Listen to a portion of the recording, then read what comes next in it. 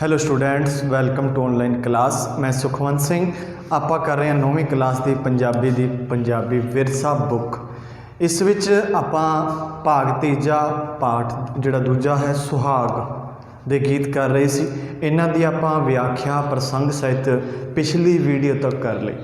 हुण आपां इस वीडियो दे विच सुहाग गीत दे जिहड़े प्रश्न है प्रश्न उत्तर है उन्हां नूं हल करांगे एक एक करके।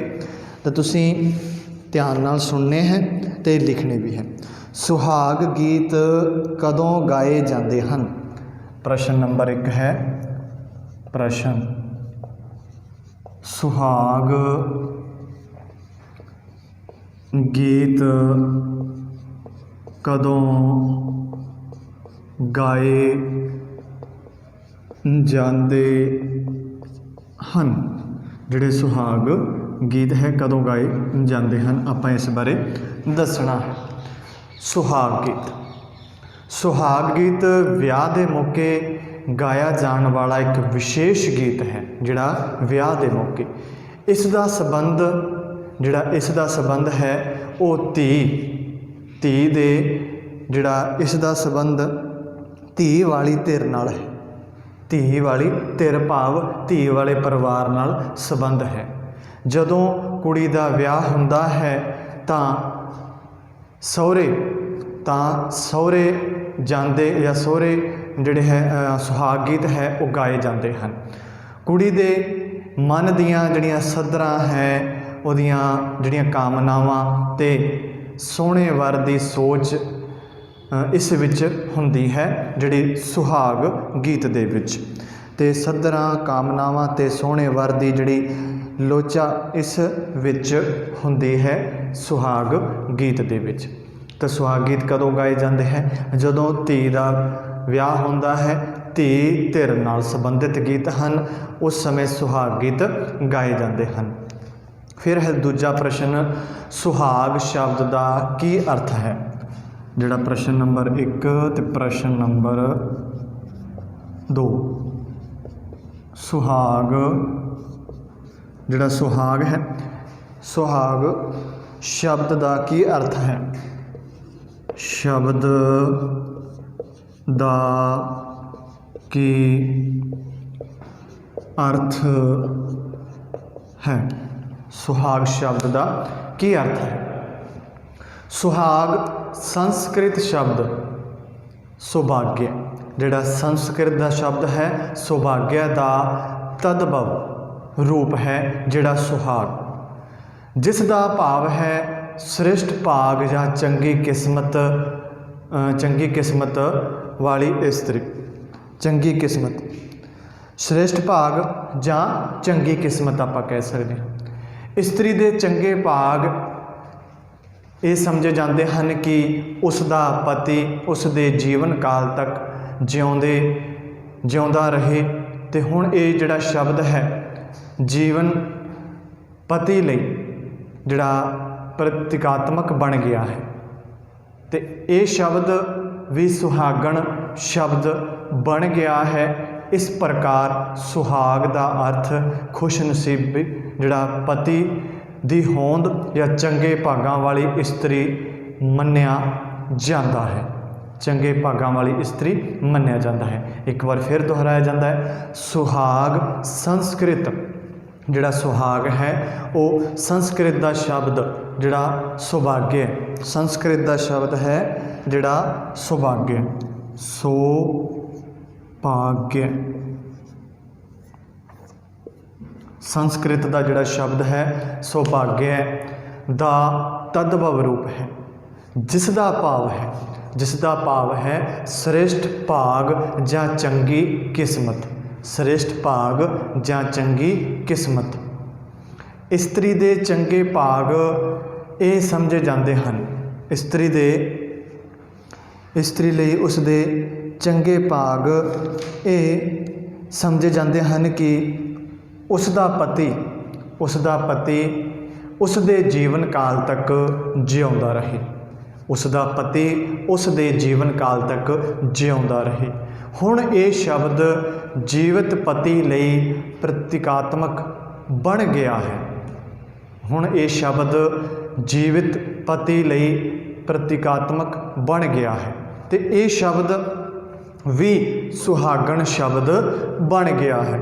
इस प्रकार सुहाग का अर्थ खुश नसीब जिहड़ा पति की होंद चंगे भागां वाली किस्मत दे इस्त्री लई मन्निया जाता है। फिर है दूजा प्रश्न अपना हो गया। हुण आपां गल करते हाँ तीजे प्रश्न, प्रश्न नंबर 3। तीजा प्रश्न है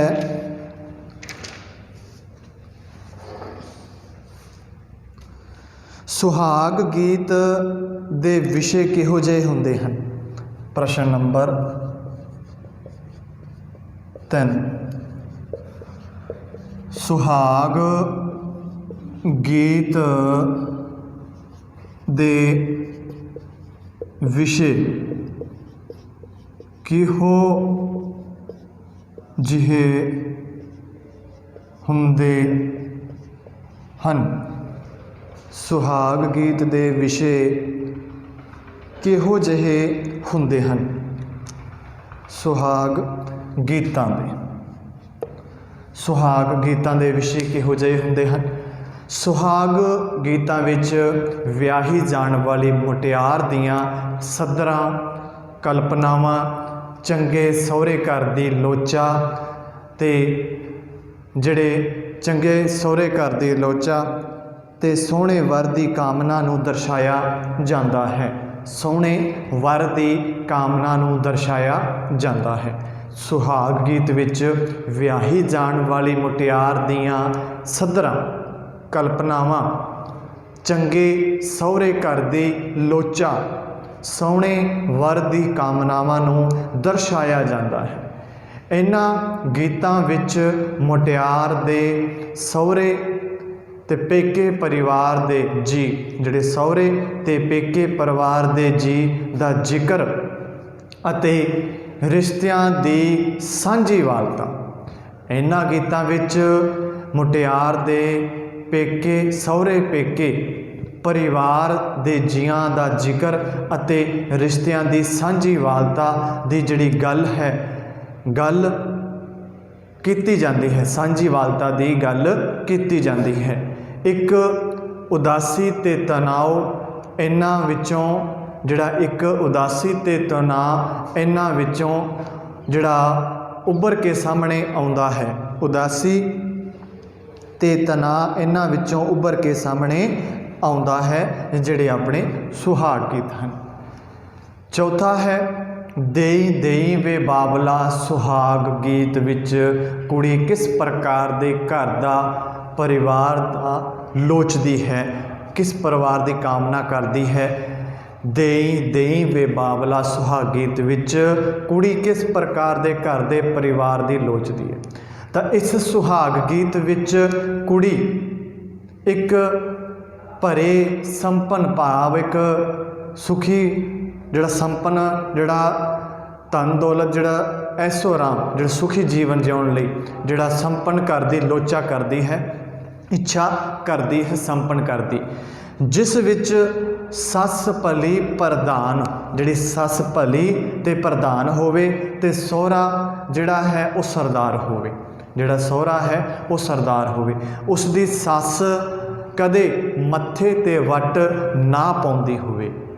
इस सुहाग गीत विच कुड़ी, इस सुहाग गीत विच कुड़ी एक भरे संपन्न घर की लोचा करती है, भरे संपन्न घर की लोचा करती है। अगे लिखना है जिस विच सस भली प्रधान, जिहड़ी सस भली प्रधान ते सहुरा सरदार होवे, सहुरा सरदार होवे। उसदी सस कदे मत्थे ते वट ना पाउंदी होवे।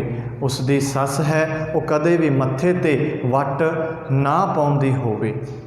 ओ बाले पुत्तां वाला ਨੂੰ ਲੋਚਦੀ ਹੈ, ਉਹ ਬਾਲੇ ਪੁੱਤਾਂ ਵਾਲਾ ਘਰ ਲੋਚਦੀ ਹੈ। ਵੀ ਜਿਸ ਸੱਸ ਦੇ ਬਹੁਤੇ ਪੁੱਤਰ ਹਨ ਉਹ ਉਹੋ ਜਿਹਾ ਘਰ ਲੋਚਦੀ ਹੈ, ਜਿੱਥੇ ਉਹ ਨਿੱਤ ਸ਼ਾਦੀਆਂ ਦੇਖਣ ਦੀ ਕਾਮਨਾ ਕਰਦੀ ਹੈ। ਵੀ ਉਹ ਆਪਣੇ ਦਿਓਰਾਂ ਨੂੰ ਨਿੱਤ ਵਿਆਹ ਕੇ ਲਿਆਵੇ, ਕਦੇ ਉਸ ਤੋਂ ਛੋਟੇ ਨੂੰ, ਉਸ ਤੋਂ ਛੋਟੇ ਨੂੰ, ਵੀ ਸਾਰਿਆਂ ਦੇ ਵਿਆਹ ਦੇਖਣਾ ਚਾਹੁੰਦੀ ਹੈ।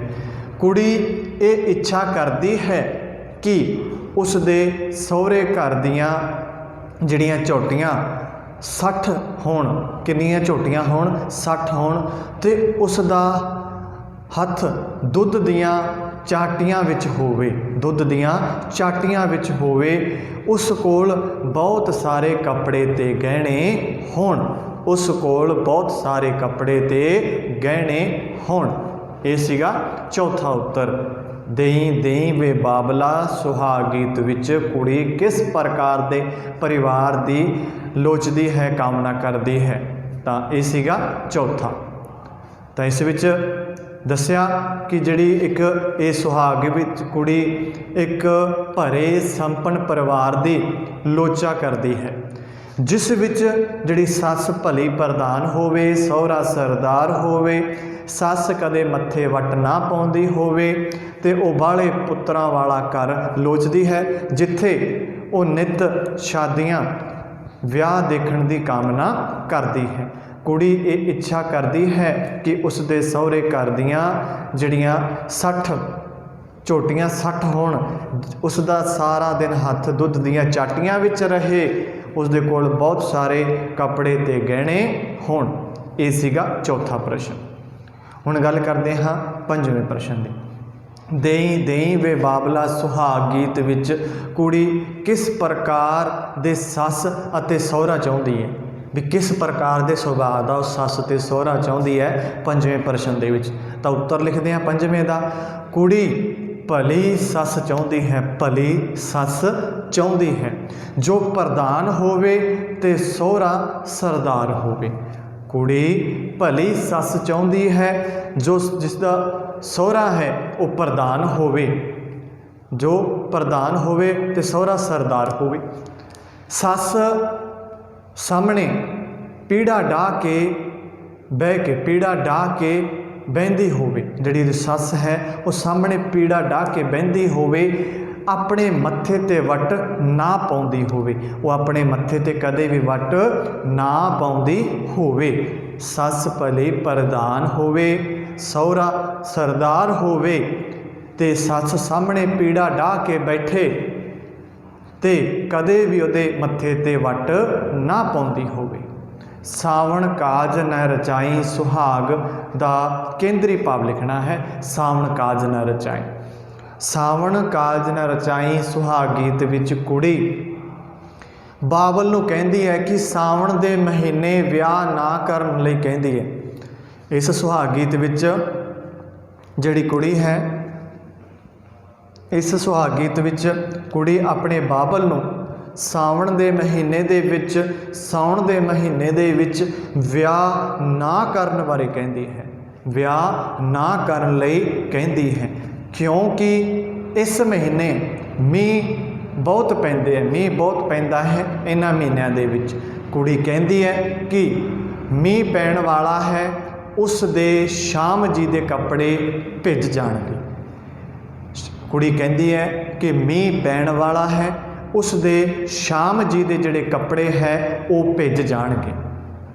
ਤਾਂ ਦੱਖਣੀ ਹਵਾ ਦੇ ਚੱਲਣ ਨਾਲ ਉਸ ਦੇ ਸ਼ਾਮ ਜੀ ਦੇ ਕੱਪੜੇ ਸੁੱਕ ਵੀ ਜਾਣਗੇ। ਜਦੋਂ ਦੱਖਣ ਦੀ ਹਵਾ ਚੱਲੀ ਤਾਂ ਉਸ ਦੇ ਸ਼ਾਮ ਜੀ ਦੇ ਜਿਹੜੇ ਕੱਪੜੇ ਹੈ ਉਹ ਸੁੱਕ ਵੀ ਜਾਣਗੇ। ਤਾਂ ਇਹ ਸੀਗਾ ਆਪਣਾ ਪ੍ਰਸ਼ਨ ਸਾਵਣ ਕਾਜ ਨ ਰਚਾਈ, ਸਾਵਣ ਕਾਜ ਨ ਰਚਾਈ। 6ਵਾਂ ਪ੍ਰਸ਼ਨ, ਜਿਸ ਵਿੱਚ ਕੁੜੀ ਆਪਣੀ ਬਾਬਲ ਨੂੰ ਕਹਿੰਦੀ ਹੈ ਕਿ ਸਾਉਣ ਦੇ ਮਹੀਨੇ ਵਿੱਚ ਉਸ ਦਾ ਵਿਆਹ ਨਾ ਕਰੇ। ਕਿਉਂ ਨਾ ਕਰੇ? ਕਿਉਂਕਿ ਸਾਉਣ ਦੇ ਮਹੀਨੇ ਦੇ ਵਿੱਚ ਮੀਂਹ ਬਹੁਤ ਪੈਂਦਾ ਹੈ, ਇਸ ਲਈ ਉਹ ਕਹਿੰਦੀ ਹੈ ਕਿ ਮੀਂਹ ਪੈਣ ਵਾਲਾ ਹੈ, ਉਸ ਦੇ ਸ਼ਾਮ ਜੀ ਦੇ ਕੱਪੜੇ ਭਿੱਜ ਗਏ ਹਨ, ਦੱਖਣੀ ਹਵਾ ਜਦੋਂ ਚੱਲੂਗੀ ਤਾਂ ਉਹਦੇ ਸ਼ਾਮ ਜੀ ਦੇ ਕੱਪੜੇ ਸੁੱਕ ਜਾਣਗੇ। 7वां प्रश्न है धी होवे घर धन होवे सुहाग गीत विच किहड़े रिश्तियां दा जिक्र आया है। 7वां प्रश्न है धी होवे घर धन होवे, इस विच किहड़े रिश्तियां दा जिक्र आया है। पहला बाबल, दूजा चाचे दा, तीजा मामे दा, फिर धी धीआं ते भाणजी दा। बाबल, चाचा, चाचे, मामे, धीआं ते भाणजी दे जिहड़े रिश्तियां दा जिक्र किया गया है, गल की गई है। फिर आउंदा है बेटी चन्नण दे ओले सुहाग गीत विच धी बाबल दे संवाद करदी हुई किहड़े विषय संवाद विच किहड़े विषय छूहे गए हैं, किहड़े विषयां दी गल की गई है। बेटी चन्नण दे ओले, इस सुहाग गीत विच जिहड़ी बेटी अपने बाबल नूं अपने मन की कामना अनुसार, जिहड़ी उहदे मन की कामना है उस अनुसार जिहड़ा वर लभण दी लई कहंदी है।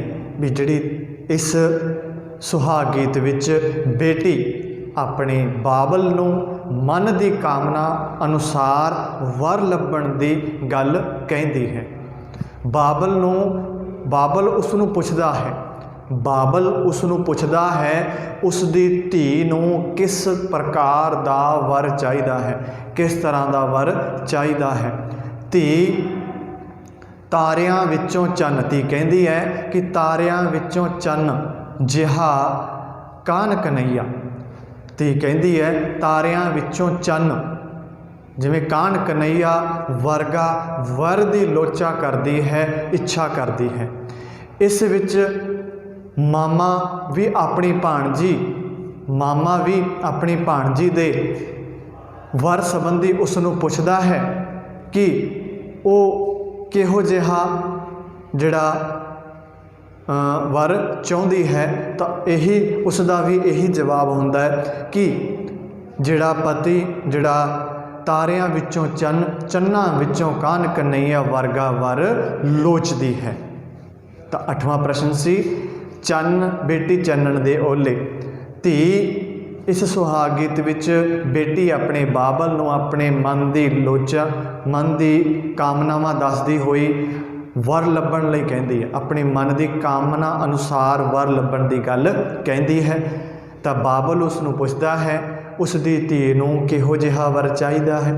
तो उसदी धी कहंदी है कि धी कहंदी है तारियां विचों चन्न जिहा कान कन्हैया वर्गा वर लोचदी है। जिहड़ा तारियां विचों चन्न ते चन्नां विचों कान कन्हैया वर्गा वर लोचदी है। फिर इस तरह का मामा पुछदा है तो भाणजी वर संबंधी कामना के बारे पुछदा है, तो उसनूं भी यही जवाब दिता जाता है कि भाणजी किहो जिहा वर चाहुंदी है। तो वह कहंदी है कि तारियां विचों चन्न चन्नां विचों कान कन्हैया वर्गा वर चाहुंदी है उहदी भाणजी। ये सीगा 8वां प्रश्न। 9वें प्रश्न की गल करते हाँ। साडा चिड़ियां दा चंबा विच धी अपने घर की सिफत करती है, अपने घर की की सिफत करती है। तो धी अपने घर नूं महिला का दर्जा देती है। धी है अपने घर नूं महिला का दर्जा देती है। वो अपने प्यो नूं दे सधारण घर नूं महल समझती है। जिहड़ी धी अपने घर नूं महल का दर्जा देती है अते धी अपने बाबल दे घर नूं महल दे बराबर समझती है जिहड़ी धी है। ये सीगा 9वां प्रश्न। फिर गल करते हाँ 10वें प्रश्न की। तो साडा चिड़ियां दा चंबा विच धी पेके घर ना जाण बारे किहड़ियां दलीलां दिंदी है, किहड़ियां गल्लां कहंदी है। तो धी कहंदी है कि उस दे प्यो दे महलां विचों डोला नहीं लंघदा। धी कहंदी है उस दे प्यो दे महलां विचों उसदा डोला नहीं लंघदा, बागां विचों डोला नहीं लंघदा। धी कहंदी है कि उस दे प्यो दे जिहड़े महलां विचों डोला नहीं लंघदा, बागां विचों डोला नहीं लंघदा। फिर वो कहंदी है कि उस तो बाद उस गुड्डियां उसदियां जिहड़ियां गुड्डियां कौन खेडेगा, उस दे दा चरखा कौन कत्तेगा, उसका कसीदा कौन कढ़ेगा। पर धी दा बाबल ये सारियां दलीलां नूं खारिज करदा होया कहंदा है कि धी नूं अपने घर ही जाना चाहिदा है। विआही जा चुकी धी नूं बाबल अपने घर नहीं रख सकदा। 10वां प्रश्न का उत्तर सी धी कहती है कि उसके प्यो के महलों के विचों डोला नहीं लंघदा, बागां दे विचों डोला नहीं लंघदा। धी कहती है कि उस तो बाद उसदियां गुड्डियां कौन खेडेगा, उसदे चरखे कौन कत्तेगा ते उसका कसीदा कौन कढ़ेगा। ये सारियां दलीलां उहदा बाबल सुन के, धी दियां दलीलां सुन के बाबल उहदियां सारियां दलीलां नूं खारिज कर दिंदा है ते कहंदा है धी नूं अपने घर ही जाना पैंदा है, धी नूं अपने घर ही जाना चाहिदा है। ये सीगा 10वां प्रश्न का उत्तर। हुण करदे हां 11वें दी। रख लै अज दी रात सुहाग गीत विच धी अपने बाबल नूं की फरियाद करदी है। 11वें का उत्तर लिखना है। इस सुहाग गीत विच धी अपने बाबल नूं कै फरियाद करदी है कि उसनूं अज दी रात रख लिया जावे, उसनूं अज दी रात रख लिया जावे। इस सुहाग गीत विच धी अपने बाबल अगे फरियाद करदी हुई कहती है कि उसनूं अज दी रात रख लिया जावे। धीए घर जा आवदे सुहाग गीत विच बाबल ने धी नूं की कहा है। धीए घर जा आवदे सुहाग गीत विच बाबल ने धी नूं की कहा है। 12वां प्रश्न का उत्तर। इस सुहाग गीत विच बाबल अपनी धी नूं आवदे सहुरे घर जाण लई कहंदा है। इस सुहाग गीत विच बाबल अपनी धी नूं आपदे सहुरे घर जाण लई कहंदा है। धी ना जाण दियां दलीलां दिंदी है, धी ना जाण दियां दलीलां दिंदी है, पर उसदी ये दलीलां बाबल किसी तरह परवान नहीं करदा। पर उसदियां ये दलीलां बाबल किसी तरह परवान नहीं करदा क्योंकि वो अपनी विआही धी नूं हुण अपने घर विच नहीं रख सकदा, क्योंकि वो अपनी विआही धी नूं हुण अपने घर विच नहीं रख सकदा। जिहड़ा बाबल है। प्रश्न नंबर 12 का उत्तर सी इस सुहाग गीत विच बाबल अपनी धी नूं आपदे सोहरे घर जाण लई कहंदा है। धी ना जाण दियां दलीलां दिंदी हुई कहंदी है, पर उस दियां ये सारियां दलीलां बाबल किसी तरह परवान नहीं करदा क्योंकि वो अपनी विआही धी नूं हुण अपने घर नहीं रख सकदा। लास्ट प्रश्न है कोई दो सुहाग गीत जिहड़ियां काव्य सतरां थोनू जिहड़ी भी चंगी लगे 7 सुहाग गीत है उहदियां कोई भी 2 सुहाग गीत तुसीं लिख सकते हो आपदी मर्जी अनुसार। तो अपना जिहड़ा सुहाग गीत है ये पूरा हुंदा है। हुण आपां अगली वीडियो दे विच जिहड़ा तीजा भाग है घोड़ियां वो करांगे। उन्ने समय दे विच जिन्ना थोनू सिलेबस करवा दिता है उसनू सारे नू अज तक दा जिन्ना सिलेबस हो गया उसनू सारे नू पूरा करना है, पूरा करके ते चैक करवाना है तां जो तुहाडा सिलेबस रूटीन विच चल सके। धन्यवाद।